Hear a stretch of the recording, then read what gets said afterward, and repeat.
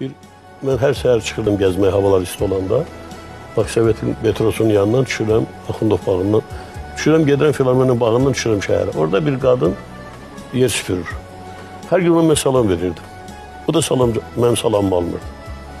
Bir gün saxladım, dedim ki, xanım, mən sənə hər gün salam verirəm, sən mənim salamımı niyə almırsan? Baxdı, dedi ki, caman da bir qadın üz gözü bağlayıb, hiss olunur ki, çox yaşlıdan deyil.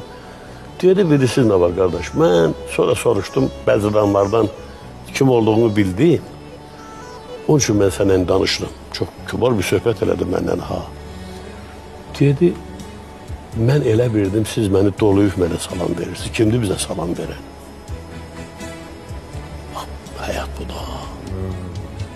O, onun yox, o mənim faciəmdir. O adamın, o süpürgəçinin ona salam verə bilən adam olmaz məsələsi cəmiyyətin faciəsidir. Ha. Cəmiyyətə inanmır. Cəmiyyətin faciəsidir. Bax, biz cəmiyyəti bu faciədən qurtarmalıyıq və